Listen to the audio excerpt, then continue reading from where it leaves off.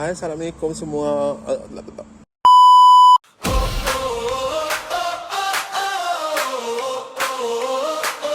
you ready now?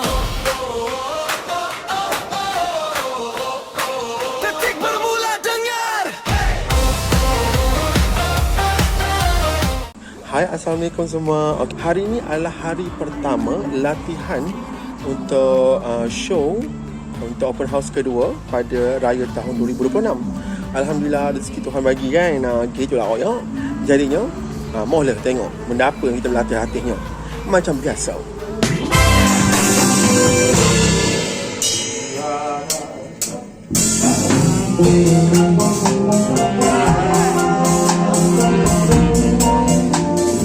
Hari ni macam biasa lah ya. Kita bersama dengan Kak Ina ya.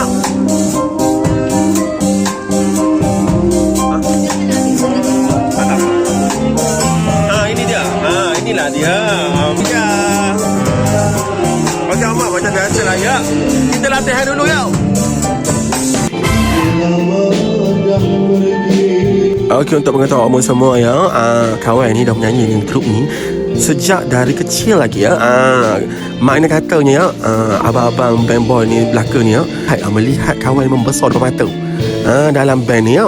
Ginilah ya, kalau ada je show orang panggil ya, kami semua ni akan buat latihan ya, latihan 2-3-4 hari gitu.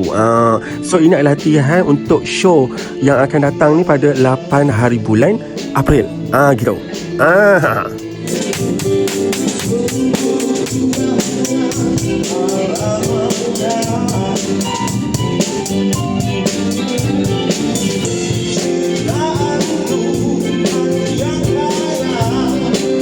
Okey Oma, kalau Oma ada hajat nak buat majlis, nak menggunakan perkhidmatan live band macam ni kan, boleh DM kawan ya. Tekan je kat situ, tu tak apa, komen kat situ boleh je. Nanti kawan akan DM awak ya. Boleh tak masalah.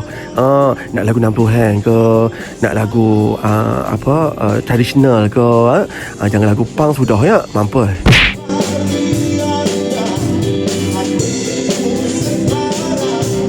Jadinya jangan lupa subscribe. So lepas ni kita tengok pula part yang ketiga pula, latihan lagi nanti apa benda lagi berlaku ya.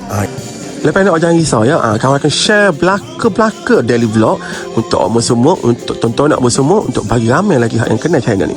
Jadi jangan lupa subscribe tu free je, bukan bayar pun ya. Dah subscribe, komen lah sikit. Lepas tu like. Senang cerita. Awak support kawan pun support awak. Lepas tu Tuhan pemudahkan segala urusan awak semua. Amin. Bye bye.